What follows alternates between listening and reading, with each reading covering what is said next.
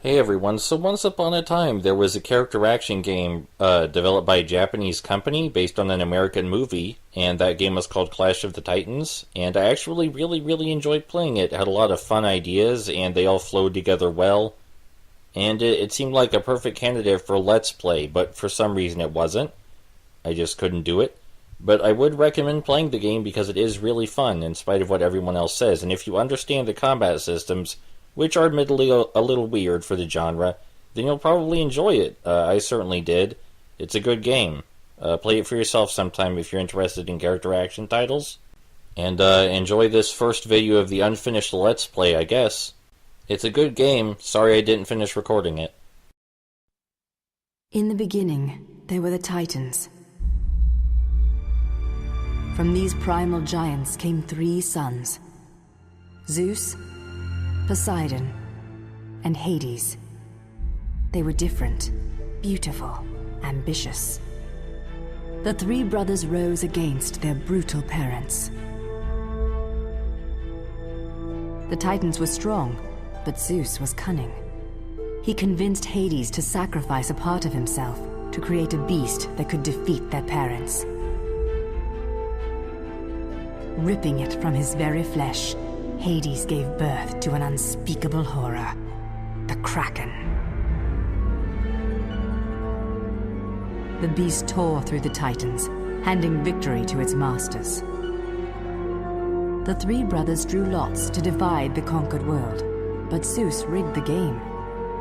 He became king of the gods, ruler of the heavens and earth. Poseidon settled for the seas, and Hades, who had sacrificed the most, was cheated.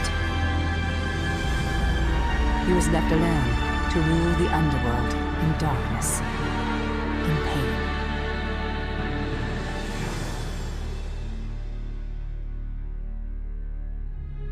Far above, on Olympus, Zeus created man, whose prayers fed the gods. As long as the prayers came, the gods would live forever. But like all children, man grew restless. Why did the gods toy with him, punish him? Why did they not return his love? Finally, a leader, King Acrisius, rose to defy the gods. And it was war.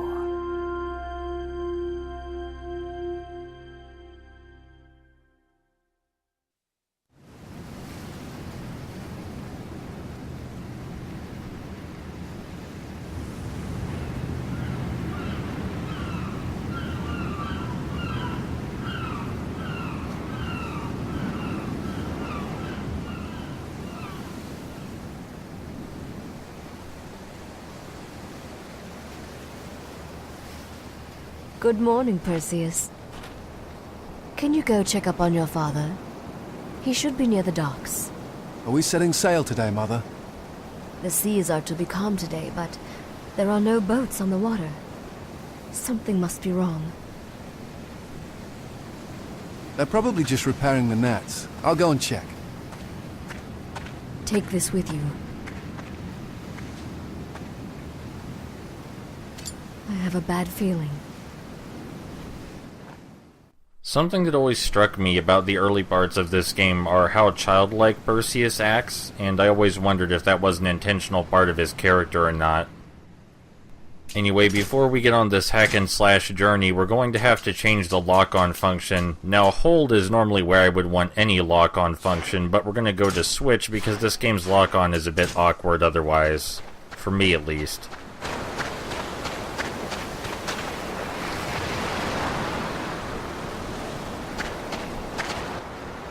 Finally, the winds are calm, and yet we still can't set sail. No matter how much we offer them, the gods will always find a new way to torment us. Watch what you say. The gods are always listening. Father. You can go home, Perseus. We're not setting sail today. What's wrong? A siren has taken the docks. We can't set sail with them around. Perhaps your son should take care of it, Spiros. What? You know what he speaks of. You pulled Perseus from the ocean. He has gifts. It's true! He's far stronger than any of us! That doesn't make him expendable. It's too dangerous, even for him. If we can't fish, we'll starve. Someone has to do something. Then let your son do it. Mine is staying right here.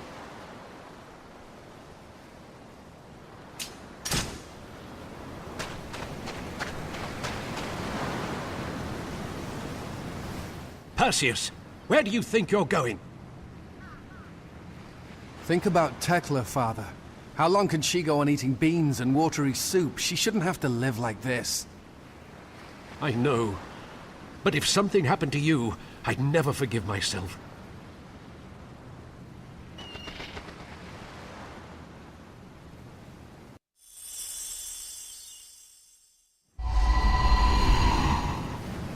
Welcome to Clash of the Titans, the video game, in case you thought this was the movie for some reason.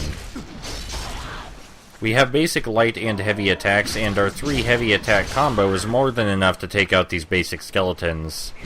While we're locked on, we can also cut underneath an enemy's legs to knock them over. This is going to be important later. I'll actually show you again what it will be useful for, right here. If we cut their legs while they have other enemies next to them, we can knock them over like dominoes. This is a good way to spread enemies out or get them away from you, because we don't have too many area attacks yet.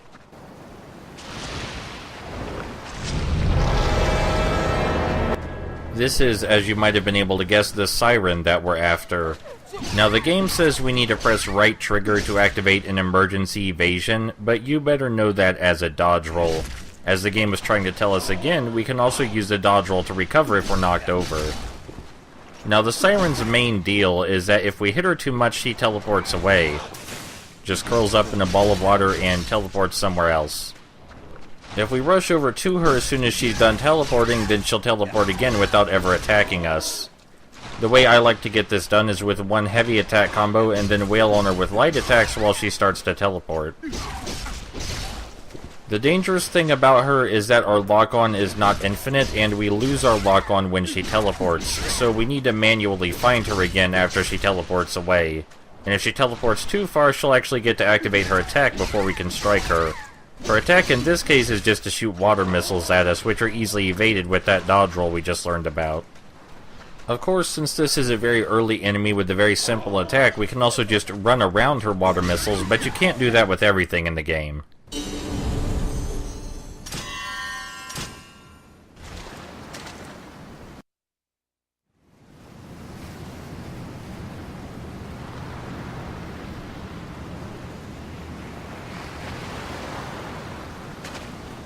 Like I said, he's the strongest man in the village. Who needs the gods? We have our savior right here! Well done, Perseus. Our wives and children thank you. Your mother and sister would be devastated. Please, don't do anything stupid.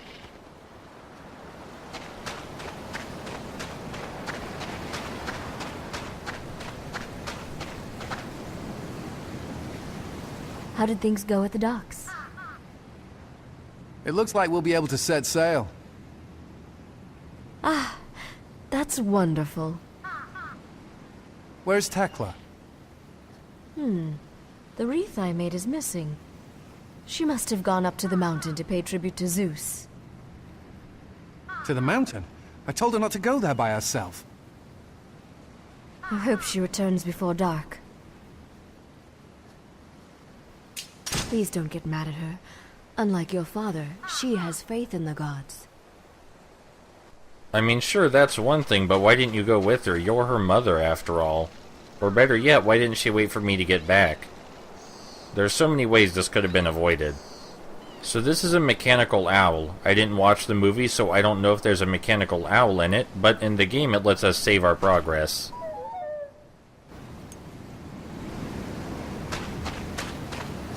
Tekla is still out there. You'd better get her back home before nightfall.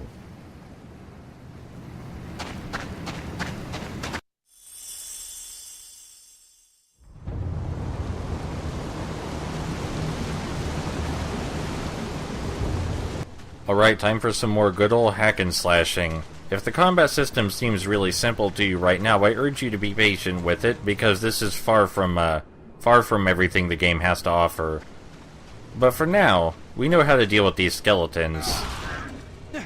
Knocking them over like that isn't necessary, especially when they're alone, but it does make it easier to get a combo on them since while they're down they can't strike back, and it does take a bit for them to get back up again. I don't think it's out of the question to have a few more of these enemies so we really learn how the basic controls work, since we're going to be introduced to a lot of new stuff very quickly in this first video. Yeah, that's how it's done. Being able to knock over enemies this way may not seem as important in a few minutes when we get more game mechanics, but it is worth remembering. It's an essential part of the strategy I use when I play the game.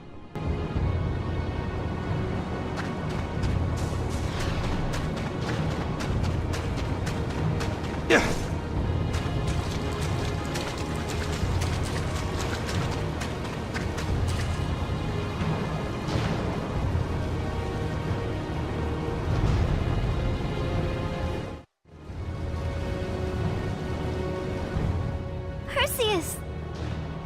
Tekla, are you alright? Yes.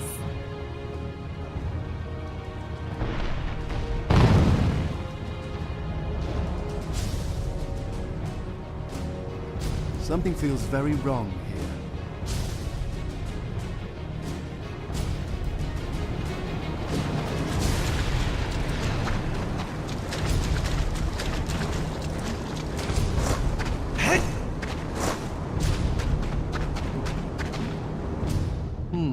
Looks like this path is out of the question. What's wrong, Perseus? I don't think we'll be able to go around, and you're getting too big to carry on my back. Looks like we'll have to find another way.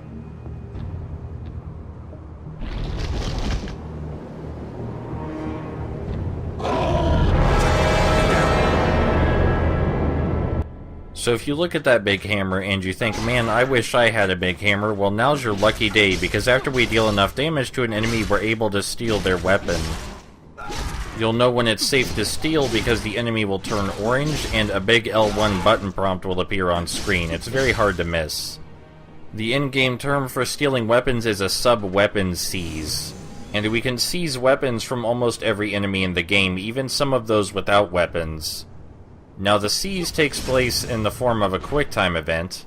It's a little odd looking, but when those blue circular sparks are on screen, we simply have to press any of the face buttons before they disappear. So now we have a hammer. The hammer has many uses, but all we need it for right now is to knock over this boulder that's blocking our way home. Unfortunately, one hit alone isn't going to do it, and we only have one hit's worth of power in our soul meter up there, that meter below our health bar. We need soul meter to use any of our sub-weapons, and to get soul back, we can either strike an enemy with our basic sword repeatedly, or use the soul steal maneuver. Bet you didn't see that coming. You may notice the enemy is red right now, which means if we try to steal their soul, it won't work.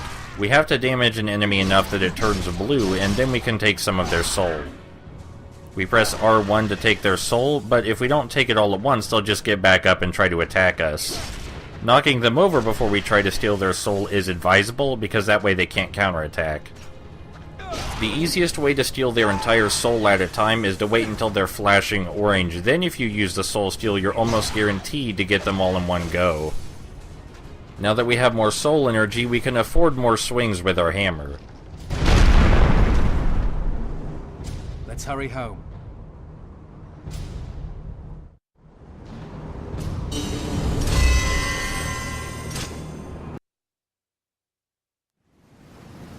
Oh, I'm so glad both of you are safe. It seems that my prayers were heard after all. And it seems the monsters have overcome their fear of the sun. The mountain was swarming with them. You're both safe. Thank you for rescuing your sister, Perseus. Once again, her piety has put her in harm's way. Don't be mad at her, Father. She's just doing what she can to help. You sound like your mother. The monsters would have taken Tekla if I hadn't arrived. The gods are punishing even those who have done nothing wrong. The gods were always good to us when we were saying our prayers, when we weren't bent on our own glory. Perhaps man has finally pushed them too far. Are the gods angry with us? It's getting late. Everyone should go to sleep. It's a new day, Perseus. Time to get up.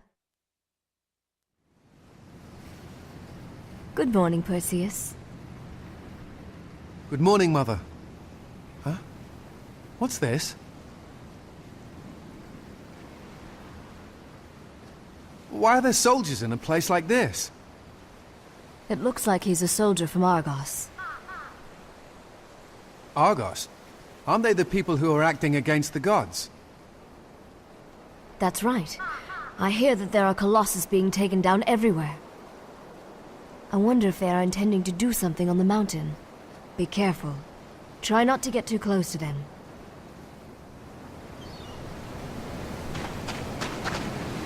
Do you think the gods will enjoy these flowers?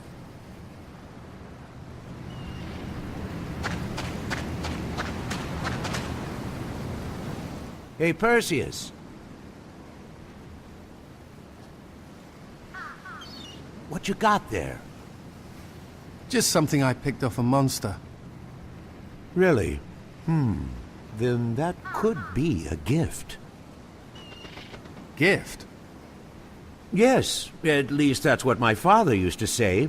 They sometimes appear when you slay a monster. My grandfather used to give them to the gods in prayer. The strange thing is that whenever he did so, he'd wake up to find his old fishing tools looking new as the day he'd made them.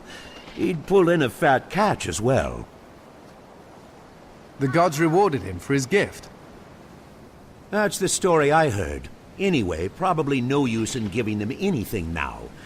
Give it a shot, though, if you'd like. Basically, we can use the items that enemies drop to make our sub-weapons stronger, but we'll get to that later, so don't worry about it right now. We are soldiers from Argos. We have come to win back your freedom from the arrogant hands of the gods. We are here in the name of the king and queen, to find men who will help us tear down the idols of the gods.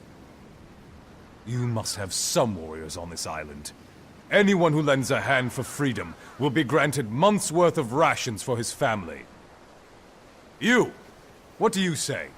My only wish is for you to leave this island. We have no interest in war.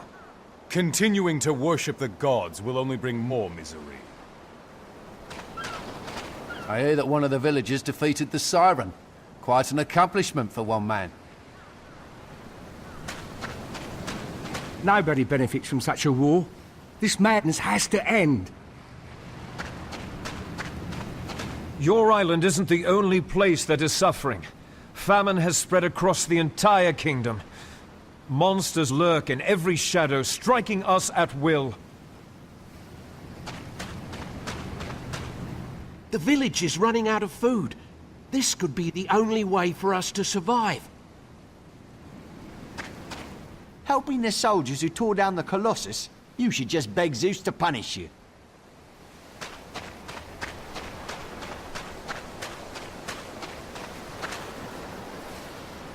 We were able to sail out thanks to you, but as for fish, nothing. Should I thank Poseidon for this glorious bounty? Lay a wreath at his temple, perhaps. Father, we have more important business. The mountain is crawling with monsters. Perhaps the rumors about the gods opening the doors of the underworld are true.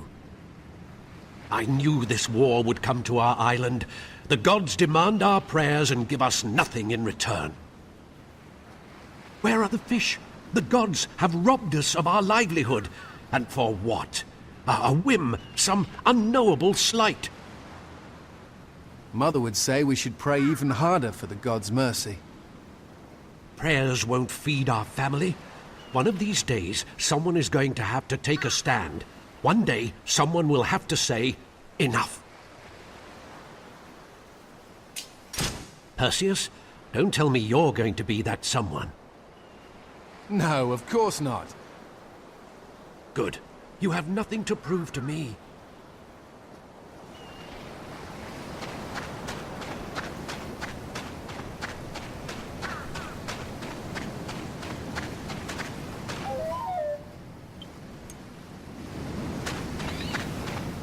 Perseus, where are you going?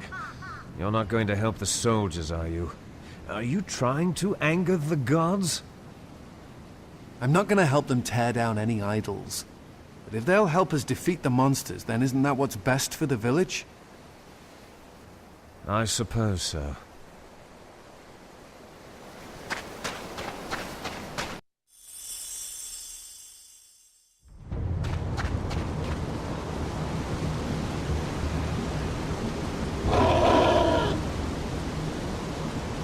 Oh look, a new enemy type. These guys have shields which will block our sword, but can't do anything to block our hammer, as you might have guessed.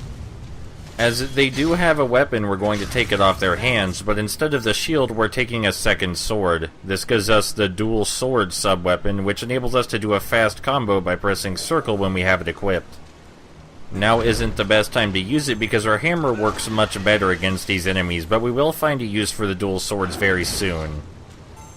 The hammer also deals quite a bit of damage, as you might have guessed, but it's not the most damaging weapon by any means, and the dual swords weapon is comparable.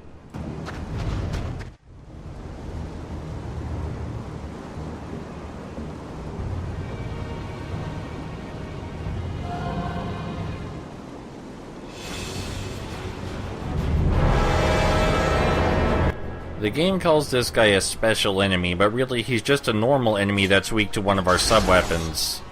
In this case it was the dual swords. If we were to instead attack him with our normal sword or with our hammer, then he would just teleport away and it would take forever to defeat him. But instead, with the dual swords, we just need to tap circle twice and then we can steal his weapon, which in this case is his core. It may seem odd, but that core we stole from him counts as a sub-weapon and we can use it to heal ourselves. That's going to be very important later. So far you've seen that the hammer can knock enemies down and deal decent damage, but you might not have noticed that it can also destroy an enemy's shield if they try to block it. I did say that the QuickTime events look weird, and there's a reason for that. If you wait until the exact moment that the blue sparks line up with the orange sparks and then press a face button, you get more from your steal. But that's not really necessary, and especially later in the game I wouldn't worry about it. The QuickTime events get rather fast and demanding. But yes, I think we've got the idea that we were supposed to from this encounter, that some enemies are weak to certain types of sub-weapons, and this enemy in particular is weak to the dual swords weapon. Pretty easy to pick up on, but it might be difficult if you didn't think to steal the other sword from the skeletons.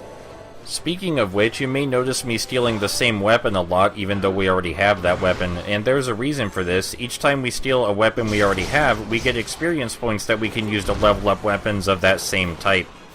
So for example, even though I already have the dual sword sub-weapon, if I go around and keep stealing more swords, I'll get more experience to level up all the dual sword weapons available in the game.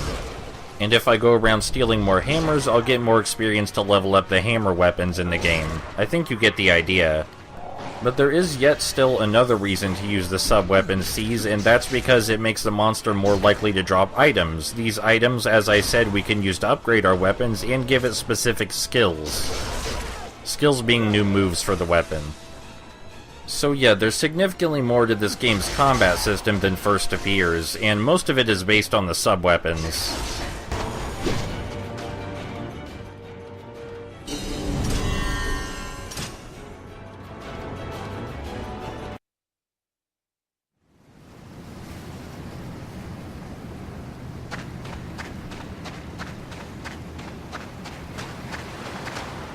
Your island isn't the only place that is suffering. The men who journeyed to destroy the Colossus have not returned. We need someone who knows the mountain to lead a search party. Can you help us? Will you promise to leave the island if we find those men? We accomplished what we needed to here. Bring me my men, and we'll leave. Great. You are a brave man. Now, hurry. The sun is about to set. Find the lost men as soon as possible.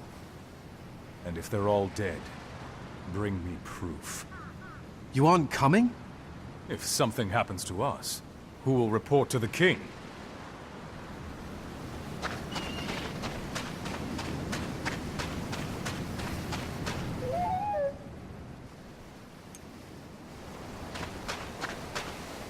A missing soldier? Is that what all this racket's been about? You must be joking. Helping the soldiers is the fastest way to get them off our island. So I'm helping. Understood. Be careful, lad.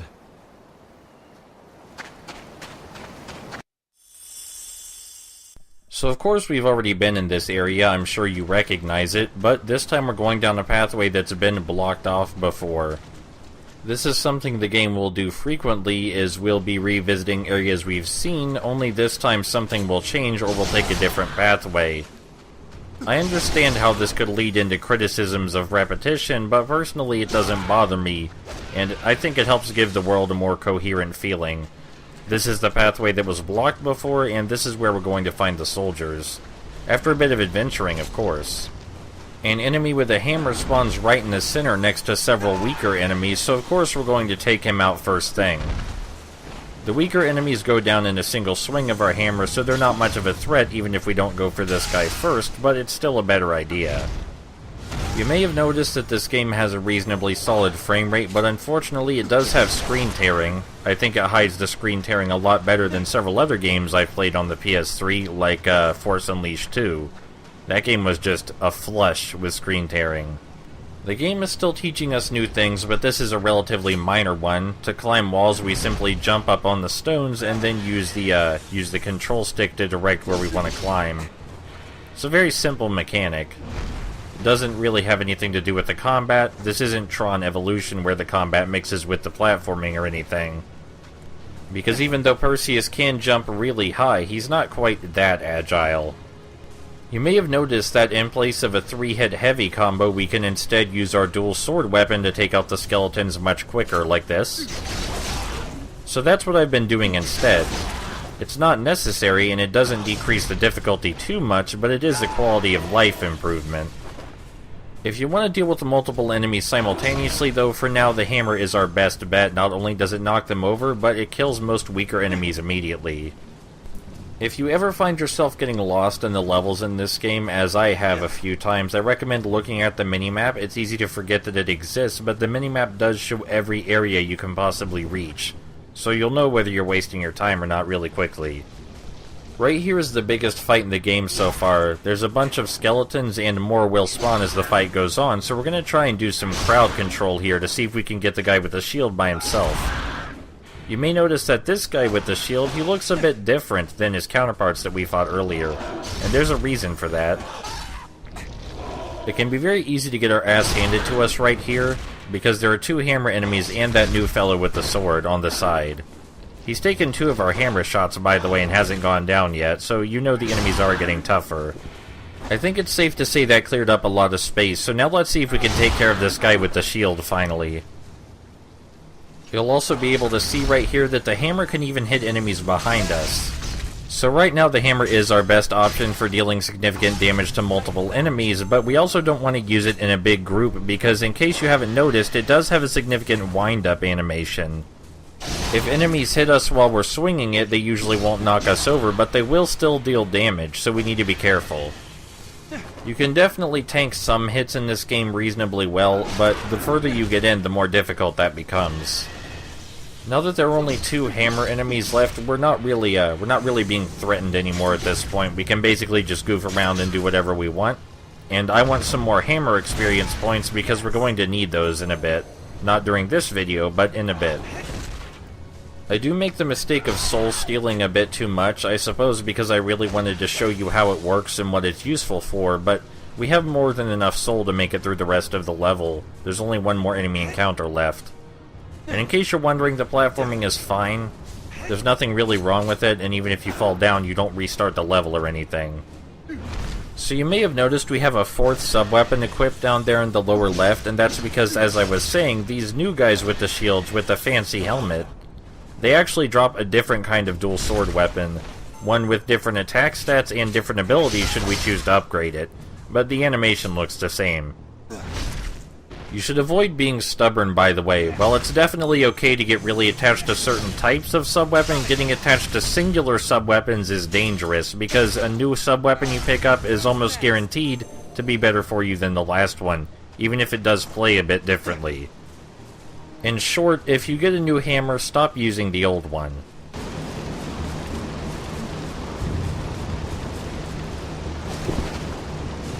Yeah.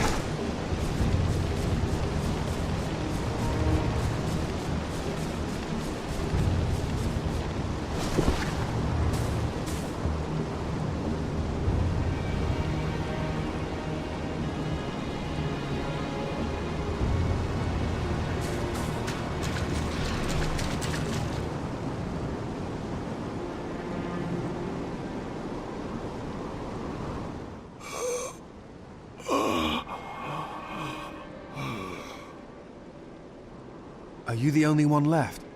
Did the creatures take the rest? It was no creature. It was Hades. Hades? The god of the underworld. We're all doomed.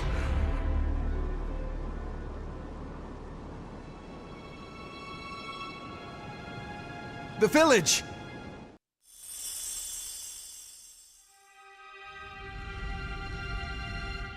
Father! Mother! A survivor. Heed my words, mortal. Your crime against the gods is a grave one, and for it, you will know suffering beyond what you can imagine. My companions will see to that before I allow you to die.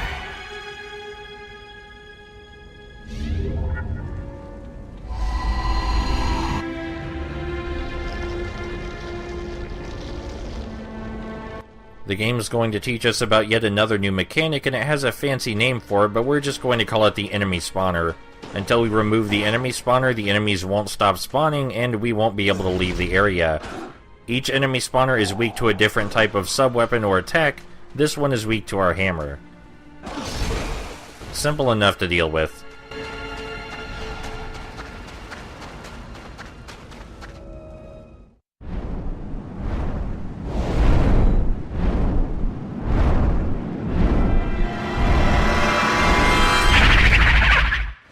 Now it's time for the last mechanic of the tutorial chapter, the Chain Seize. The idea is that our sword will glow brighter and brighter the more damage we deal with it.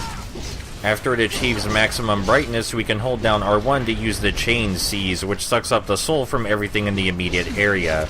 We have to be careful though, because if our sword goes too long without hitting anything, it will stop glowing.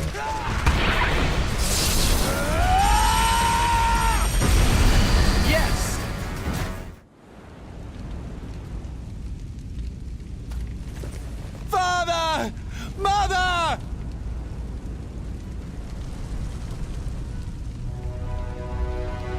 Tekla!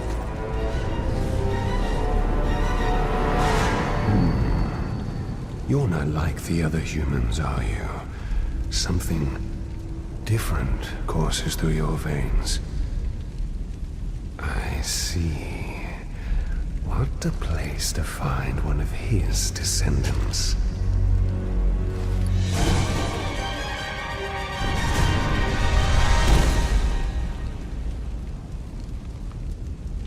I'm going to have to find another way.